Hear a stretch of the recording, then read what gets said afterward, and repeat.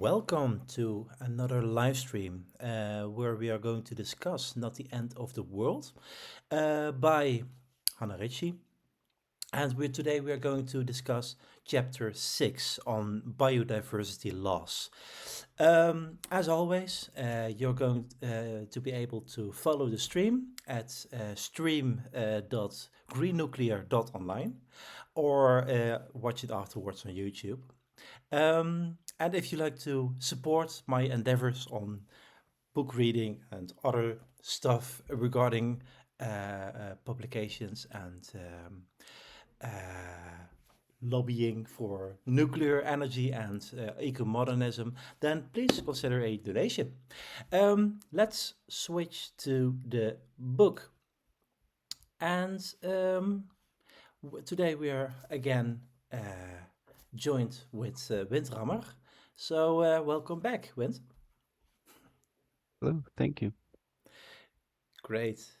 Um, so yeah, let's dive right in. Uh, I will be keeping an eye on the chat on the stream. So should other people join us and be asking stuff, then I'll be looking at that later on. So let's dive right into chapter 6, Biodiversity Loss, Protecting the World's Wildlife. So before we start, what did you think about the chapter itself? Well, same as the chapter 5, I agree with the conclusions. I just highlighted a few parts that I think it's really important. And we'll be getting to that. All right, Yeah. then let's start. I did make my notes last week, so sometimes I have to reread stuff to remember why I highlighted something. um, and as always, if you have any notes and I'm going to be past them, then yell because I won't be knowing it otherwise. Um, let's see. So the first one is that the bit I have highlighted was that yeah, so that at some talk uh, at the World Wildlife Fund's Living Planet Index, she apparently said on national radio, national public radio, that since 1970, 68% of animal populations have declined. And this isn't true. And she is quite embarrassed by it. I suppose we all live and learn. I mean, these things happen, of course. Um, but yeah, it's bad if you are on national radio being interviewed, maybe live, I don't know, and make that kind of mistake. This is why preparation in front of interviews like radio and TV are so important. I mean, the thing is, you can't really over prepare for these things.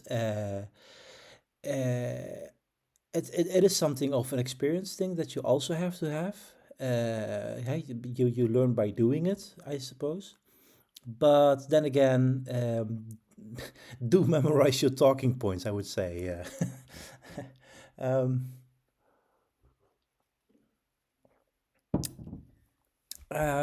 because she makes a point a bit later on that the average of black rhinos, I believe it was, yeah, black rhinos between Tanzania and Botswana is a value of minus 15% over the period, I believe it was 1980 to 2017,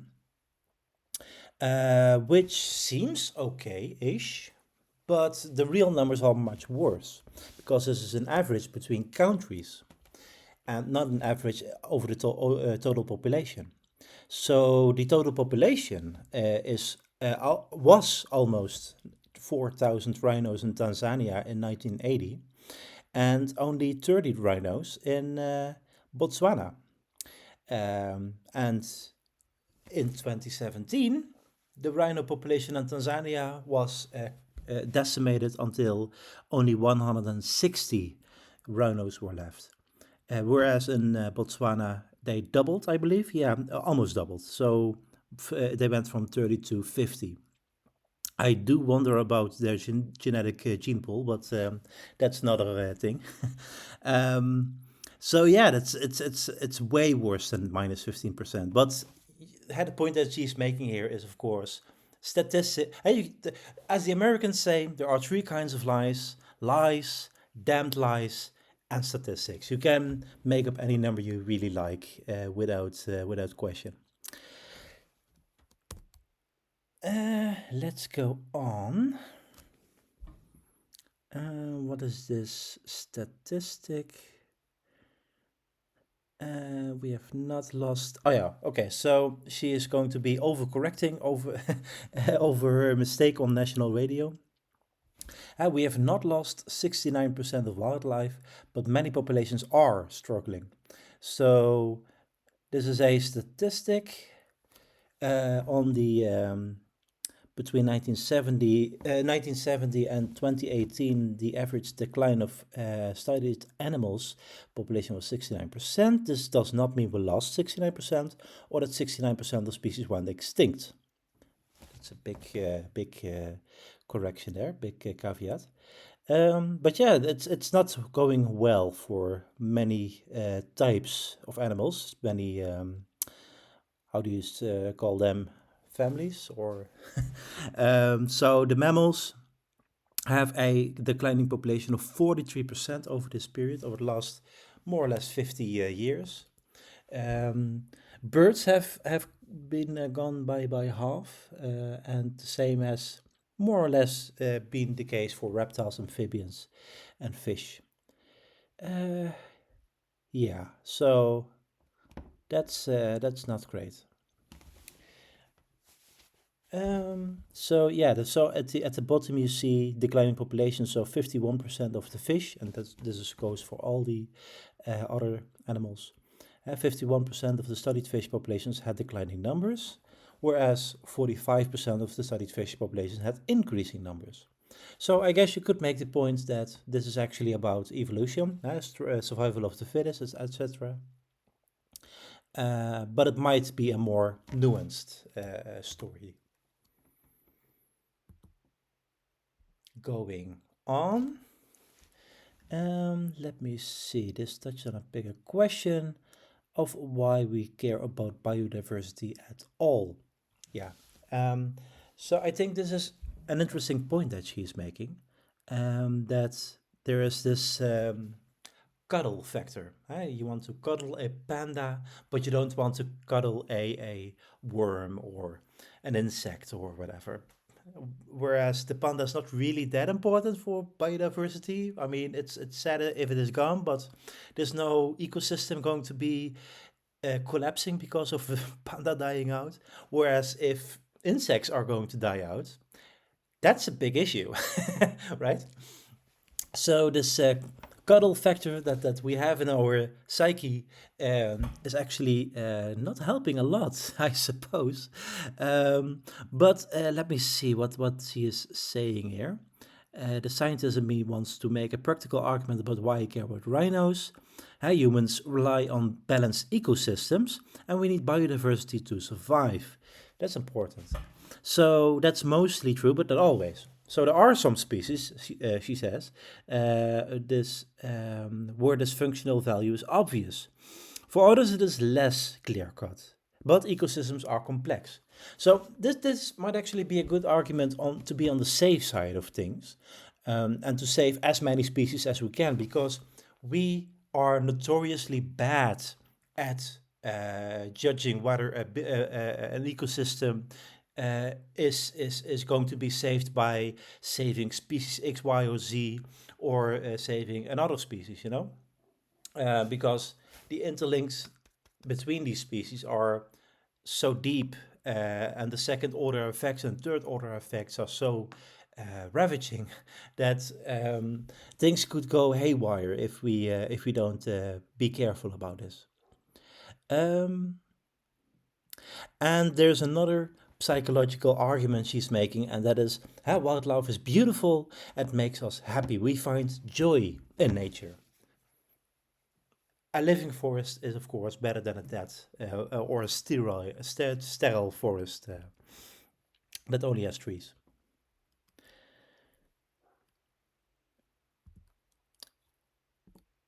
I'm just going to continue if you don't have anything. Yeah, actually, this next part, how we got to know, I think that part is really important. If Yeah. you don't mind, I think we should read it in full. Okay. So, well, go ahead. You mean me? Yeah, sure. Okay, so this part is called How We Got to Know, or I think it could also be called Living in Harmony with Nature. And it says, we might Hmm. love big animals more than bacteria and worms, but that hasn't stopped us from hunting them. Most visible and profound impact that humans have had on the world's wildlife lies in the transformation of our own kingdom, the mammals.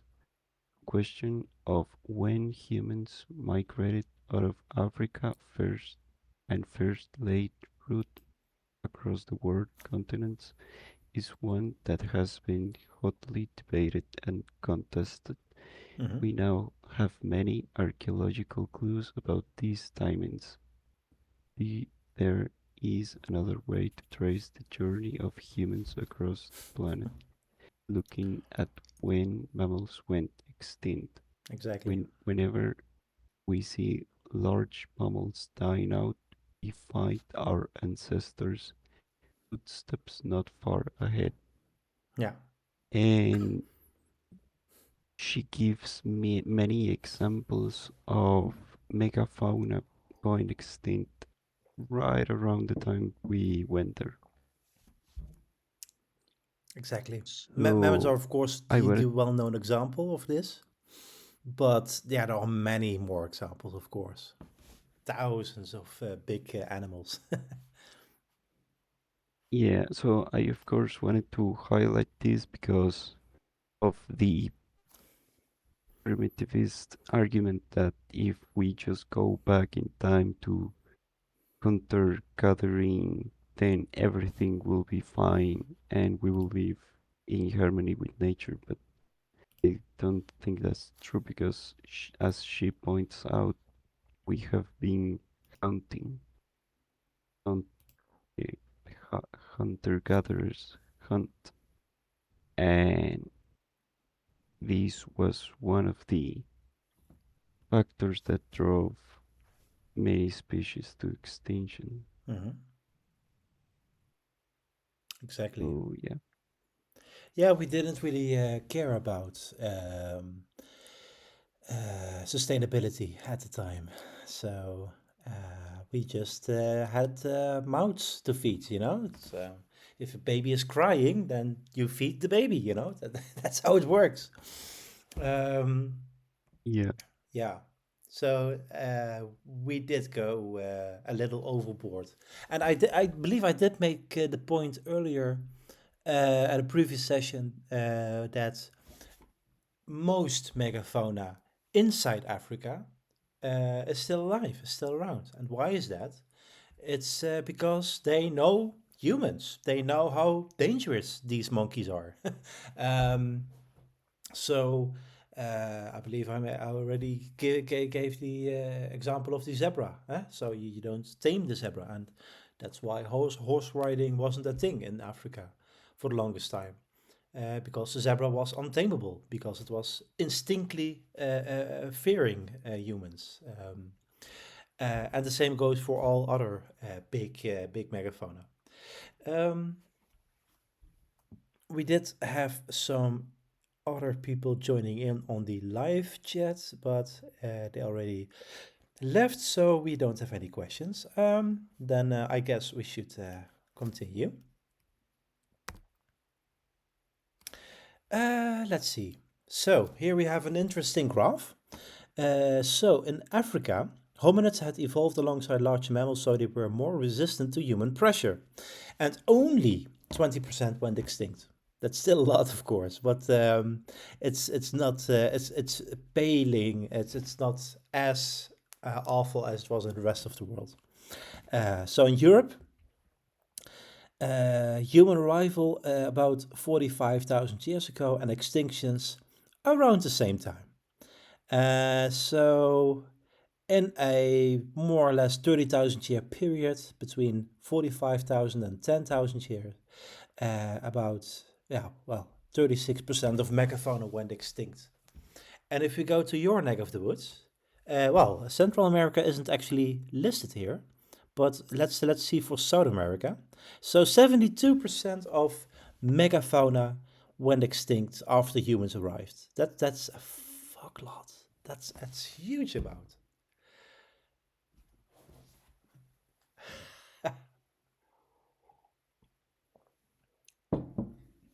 And for North America, it's even worse, 83%. And of course, Australia is actually Australia is actually known for a complete ecological collapse after humans arrived, and 88% went extinct in a very short time span. So between 33 and 50,000 years ago. So only in a period of 17,000 years, which is a lot of a long time for us human beings, but really on an evolutionary time scale, it's nothing.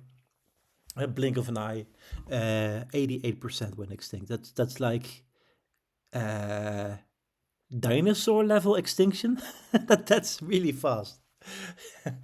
um, so yeah, we well done, humans. Pat on the back. Yay.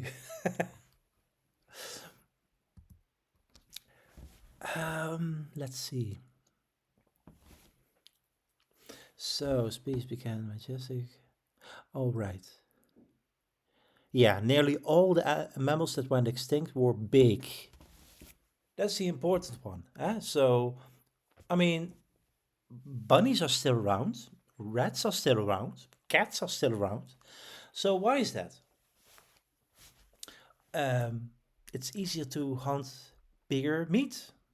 That's the simple gist of it, really.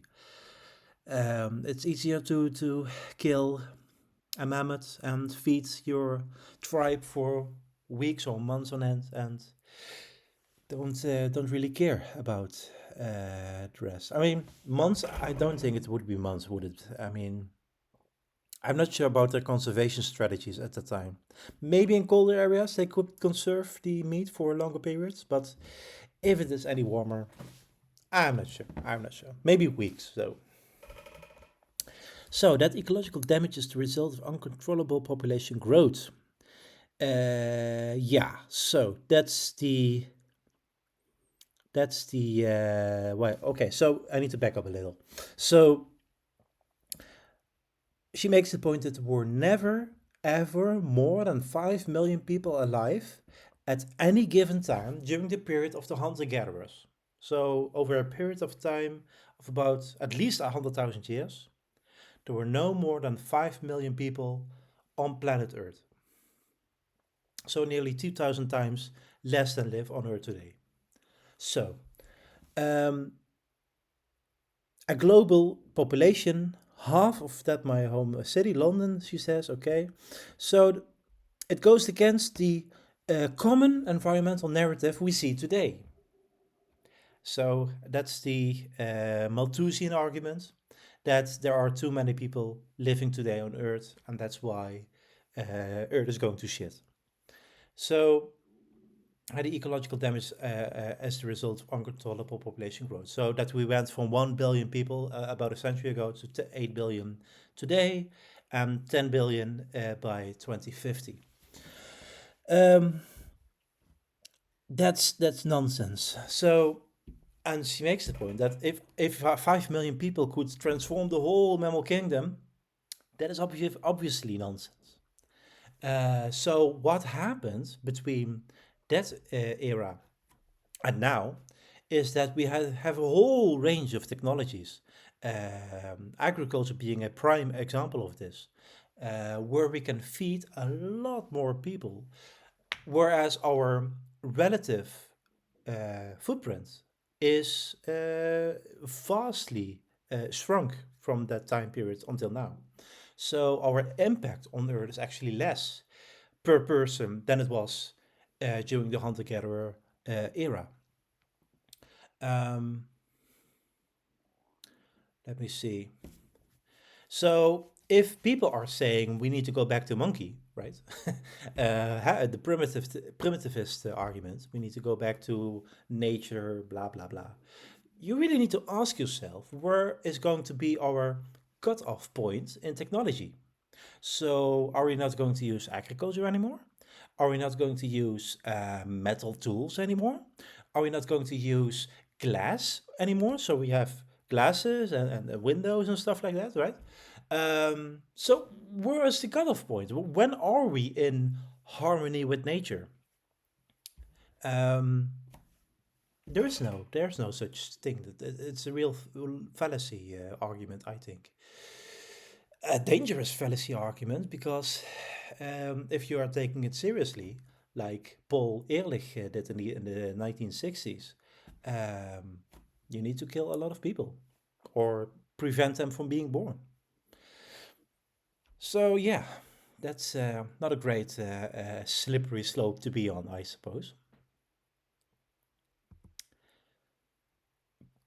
Let's see, what is this graph? Hunting has driven largest mammals to extinction. Okay, so this is the fossil record between Homo erectus and now. So we are the Homo sapiens, that is our species, our predecessors or related predecessors. I'm not sure if they are exactly our predecessors, but the Neanderthals. And then we have even further back the Homo erectus, which are our evolutionary predecessors. I believe that is quite well established. So you see that, what do we see here? So at the bottom, we see a time scale between 1 million years ago and now. So agriculture started way at the end, about 10,000 years ago. And what we see on the left side is the weighted mass of large and medium sized animals. So when did the largest animals go extinct? And it goes all the way down to today. So essentially, what the fossil record says is we started with the biggest animals, and when they went away, when they became extinct, we had to focus on smaller animals. uh, so yeah, and that's where we more or less are today, with animals that barely exceed the 500 kilogram range and are often much smaller. So yeah, most animals are smaller than humans are, and that's no coincidence. um, Let me see. We have another one. Humans have been driving wild animals into a decline for a long time. So estimates of total biomass of wild mammals on land. Wild mammals biomass declined by 85% since the rise of humans.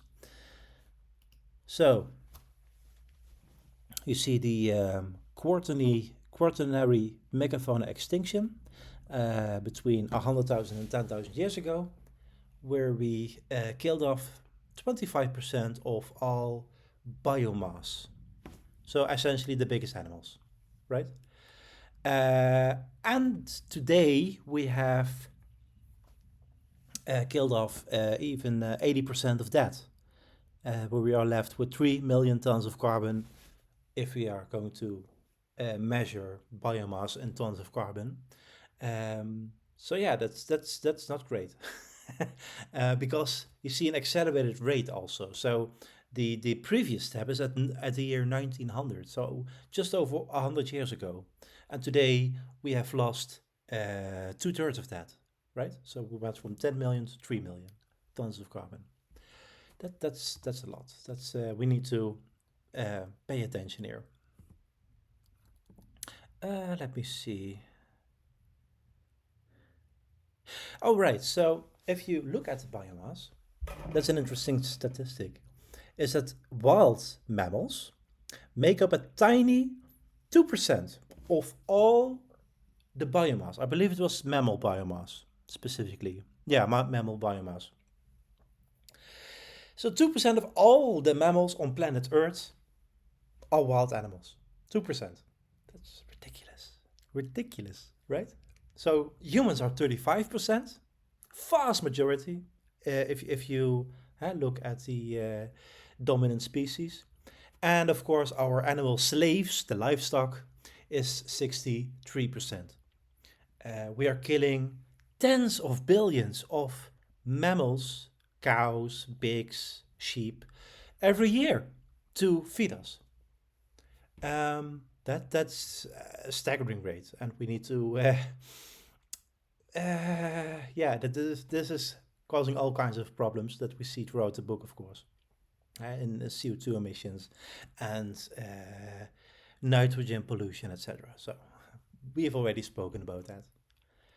Um, let's see. Yeah, here's the same numbers in a graph. So this is slightly different, but more or less the same picture. So wild mammals are 4% here in this graph, humans are 34%. And then we see the different livestock and the pets are also being counted. Livestock and pets. I don't see any pets in the graph. So those are apparently very small numbers. The dogs and the cats. Okay, what is this? Wild animals have been crowded up by humans. Yes. Yeah, this is the same message. Okay. Let's go on. So, do you have any notes on where we are today? No, I only had one note before that, right before where it says, while Hmm. the diversity of the mammal kingdom has decreased, its total size has expanded a lot. So I was thinking, well, there's of course a lot of livestock and it's unsustainable, so that has to go down a lot, and we have to replace that with alternatives. But even with even with as many humans as there are, and even if there was twice as many livestock as there are wild mammals, Hmm. what if we increase the number of wildland mammals to what it was 10,000 years ago? And there won't be any problem because it's the same number there was since before we started I breaking mean, in things up. absolute biomass, you So have a point, but it's only a few species, of course. It's our livestock that we've expanded.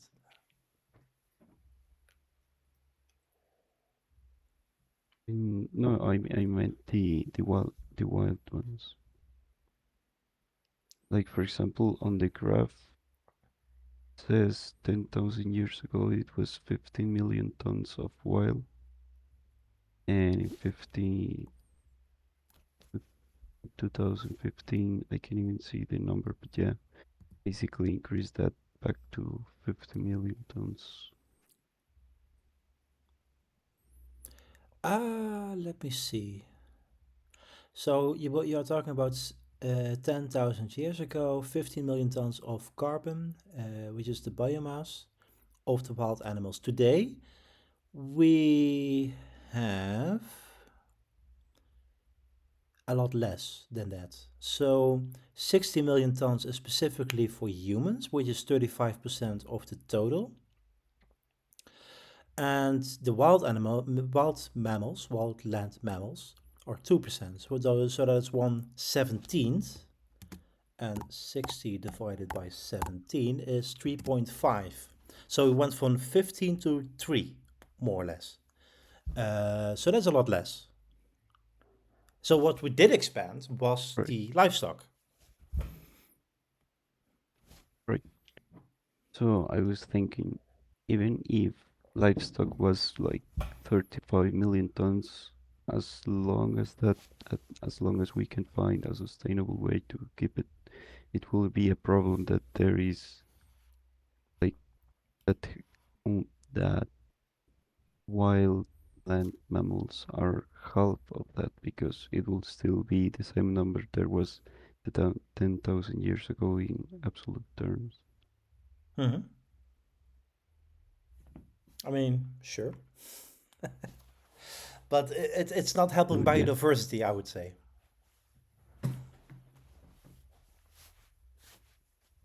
yeah. By the way, we do have someone in the live chat. So if you have any questions, pedantic hawking, do ask. We're discussing chapter 6 in Hannah Ritchie's book, Not the End of the World, on biodiversity laws. So if you have any questions regarding that, then do chime in. Let's continue. So where we are today, I mean, we are quite far in the book, in the chapter for now. I don't have a lot of notes here. Let me see. I do have a note beyond the insect apocalypse. Do you have anything before that, or? Not really. Oh, by the way, this is actually an interesting graph that's showing global biomass of all life forms. So not just mammals, but all life forms. And you see that plants, and especially trees, are the vast majority of that. 82% of total biomass is plant-based. Um, and only then we see bacteria. So that's 13%. Of course, bacteria are a lot smaller, orders of magnitude smaller. So, in absolute numbers, bacteria are absolutely dominant. But if you look at biomass, then plants are. So, if you go and look at the animals, the animal kingdom is only 0.4% of biomass. So, Earth is really, I mean, it's interesting to see these numbers, right? So 0.4% of all biomass is just animals. It's the whole animal kingdom.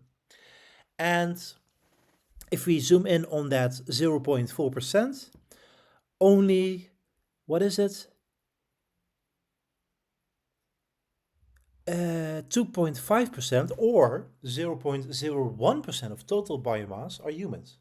I mean, that's just staggering, really. How still big the animal or the biological, I should say, kingdom is. um, Livestock is 4%. That's interesting. I really like to zoom in on this graph here. It's quite interesting. So if you look, wow. So all the way at the bottom, you see that wild animals are 0.3% of the animal kingdom in biomass terms. That's damn. Wow. Okay. I mean, it was we knew it was not that much, but wow, wow. Okay. Weird. Anyway, um, before we have a whole session on this graph, it's very interesting graph. I'm really fascinated by it. Um, But we have to continue. Let's see. 3 quarters of our crops depend upon it to some extent, but only one third. Oh, right. So this is the point that is often being made that bees, if they go extinct, then the whole food system collapses. And she's actually making a nuance, a caveat. Well, actually, around 3 quarters of our crops depend on pollinators to some extent, but only one third of the total food we produce does. So a lot of the staple crops, such as wheat, maize, rice, are not being pollinated. So they don't depend on pollination or pollinators, right? But many, of course, the fruits do. Many fruits need to be pollinated because otherwise we don't have any.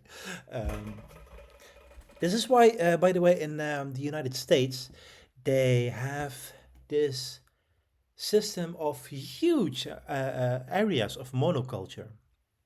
So they have a whole area where they are only growing, I don't know, apple trees. And because of the lack of any diversity in that system, if something goes wrong, then the whole area has a problem. So if there's disease, for example, then the whole area has a disease, etc. So this is a real problem with monoculture, of course. Um, and this is also why insects don't really thrive in these monocultures because they don't survive on one kind of food. Um, they don't survive on the blossom of the apple tree, for example. They need many kinds of flowers to survive, many kinds of plants to survive. So that's why, and this has always fascinated me a little. But so in America, the United States at least, they ship around by truck whole hives of bees and just pollinate that area and then move on the truck to the to the next area, etc. Really strange how they do that, but it works to some extent. In Europe, we don't do that. We have a lot more diversity going on, so we don't need to truck in any beehives. Um, Let me see. I'm running out of notes, I think. So let me see. A few pages ahead, just before the heading, are we heading for a sixth mass extinction? The automatic response of many when they hear about the insect apocalypse is to ban fertilizers. I get this, but this would be a terrible decision. Yes, this it would actually be. I mean, there's a lot of pressure to ban. Um, what is the English term again? Roundup. So the glyphosate herbicide is that. Um, and it's a herbicide, by the way, so it's not an insecticide. So it doesn't kill insects; it kills plants. Right? But still, many people they just conflate all these things together and think that glyphosate actually kills a lot of biological life as a whole, not only plants but all life, and that's not true. There's a lot of research into this, and I mean, especially on glyphosate, the Roundup thing. There's a lot of myths going on around that, and they surface again and again. And I think it just goes to hate on Monsanto or nowadays Bayer. Being a big corporation and big corporations are evil and that's why Roundup is evil.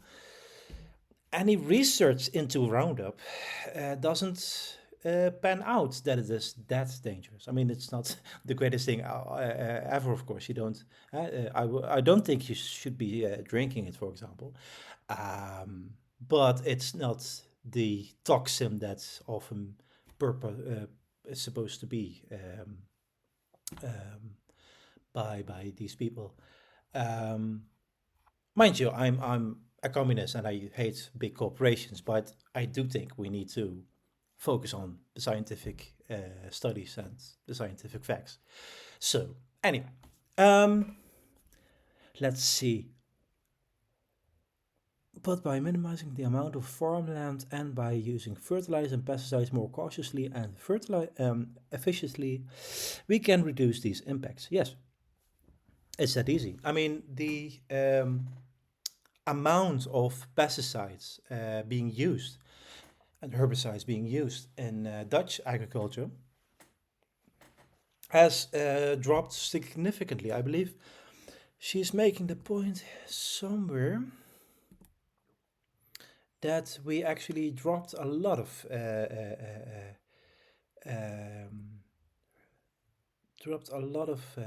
this stuff over the years. I'm not seeing it right now. But yeah, it's not only a Dutch thing, it's also a thing in the rest of the developed world, at least. So in the United States, France, Germany, etc. The more efficient use is the better use, really. So, okay. 99%. Oh yeah, that's the figure that we all know, of course. I did at least I knew it. The figure is that 99% of all the full 4 billion species that have ever lived on planet Earth over the past 4.6 billion years have gone extinct. It's the rate of extinction that's troubling, not extinction in itself. That's just part of life. Um, you don't have any notes because I'm running out of pages. No, actually, I only highlight the conclusions at the end. Sorry, what was that? I only highlighted the conclusions at the end. I thought Ah, it right. Okay, will be I'll let you interesting do the to talk conclusions about then. those. Okay, so let me just see what I highlighted here. What's perhaps most surprising is the fact that the most killed off is that some survived. All right, so this is the previous extinction cycles, I suppose you can call them. So you see a few spikes happening here, that those are extinction events or mass extinction events between 450 million and, of course, the most well known one at 65 million years ago. Um, and, well, they all have different reasons why they happened. Um, and all the way at the end of this graph, you see a question mark. How is this uh, extinction rate going to develop right now? Because we don't quite know yet.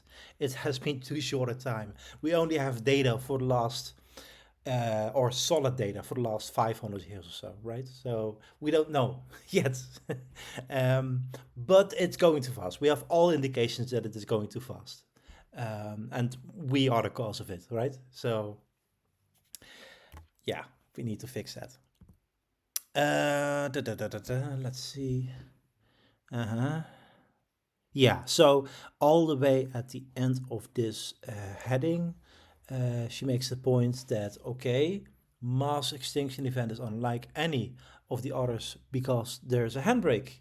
So the current, the so-called sixth mass extinction event that we are causing, is that we have a handbrake, and we, humanity is the handbrake. We have a choice in the matter, right? We can choose not to kill a lot of wildlife. We can choose to make room for biodiversity, etc. By, for example, implementing technology. So we need less land for agriculture. By implementing technology, so we no longer need animal meat, etc. In a previous chapter, we saw that about half the livable area, habitable area of planet Earth is actually used for livestock feed. It's a ridiculous amount. So we can cut that if we trust the technology and move onward, or massively choose to become vegan. But I don't think that's going to happen, I'm afraid. Um, so yeah, this time is huh? Yeah, okay, so that point was made. Mhm. So, yeah, agricultural land use has declined all across Europe over the last 50 years, and this has allowed natural habitats to return. Yeah, we already made that point. The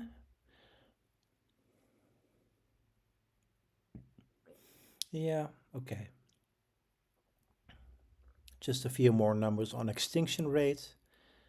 The idea that animals across the world are going extinct and we are powerless to change this is just not true. We already spoke about that. So, but the biggest often forgotten how we feed ourselves. Okay, so this is again we just made the point, but she also makes the point here in the book. Sure, there are some threats to wildlife, but the biggest is often forgotten how we feed ourselves. It has always been this way. Quite important, it has always been this way. Since the hunter gatherer societies until now, hunting mammoths, doing agriculture, whatever we do, we've never been sustainable. We've always been killing animals, hunting them to extinction, depriving them of livable space to live, etc. And now we have the uh, uh, option, the choice to prevent that. At the heart of all our environmental challenges is the driving force to making life better for humans, right? Okay, collectively, there's a selfish reason to improve the environment around us. Our flourishing depends on it. Yes, that's true, of course. Um, but biodiversity is not quite the same, she makes the point. Again, I'm not arguing that do not depend on healthy ecosystems. We do. From the food we eat and the fresh water we drink to the regulation of the climate, we are dependent on the balance of species around us.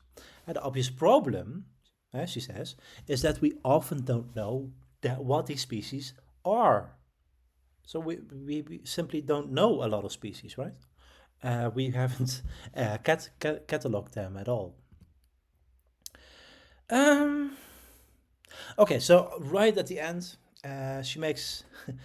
Normally, she has a bit in the chapters things to stress less about, but now she has things to stress more about.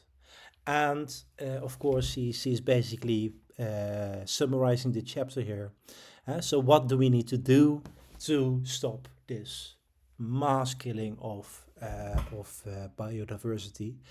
So, in order, increase crop yields to the producing farming land, bring deforestation to an end, eat less meat, reduce our need for livestock, improve our efficiency of chemical inputs such as fertilizers and pesticides, slow global climate change, right?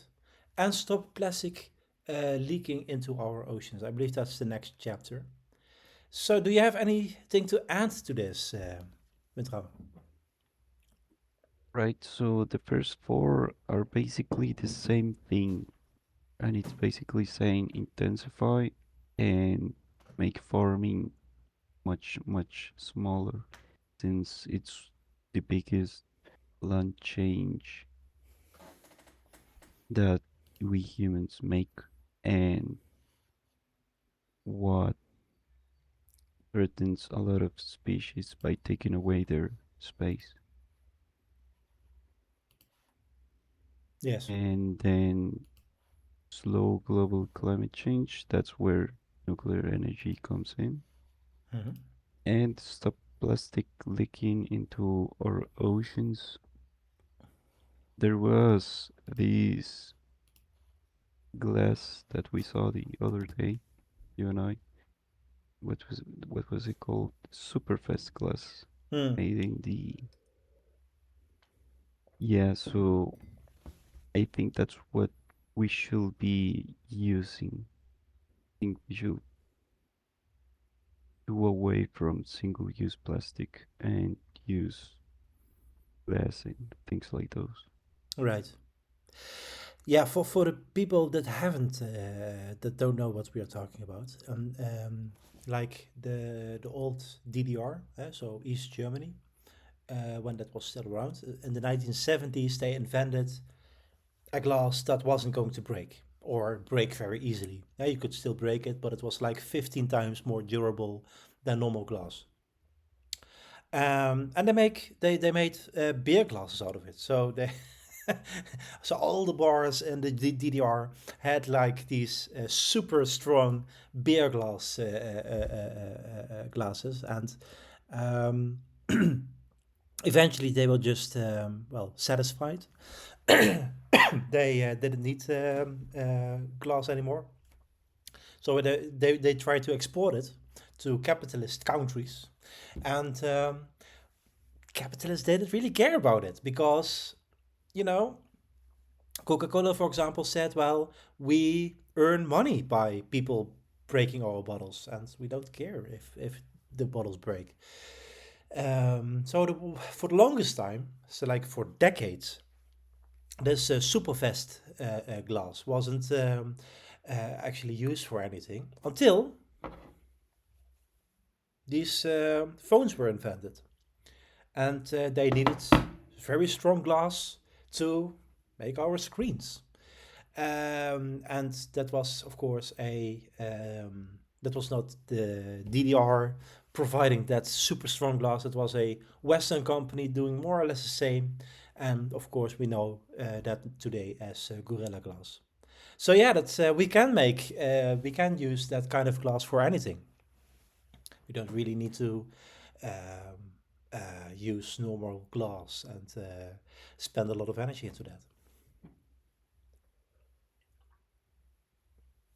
Yeah. All right, then let's see. I think yeah. So the next chapter is going to be ocean plastics, and let me see what I have next week. Yeah, I think I can make it next week. So I also think that's actually the last, no, the second last chapter. Um, so yeah, I can make it next week. Can you do? Can you make the commitment? Is that a sure? Yeah. Okay. Yes. Okay, then I would say to everyone watching this, thanks for chiming in, and see you next week. Bye bye.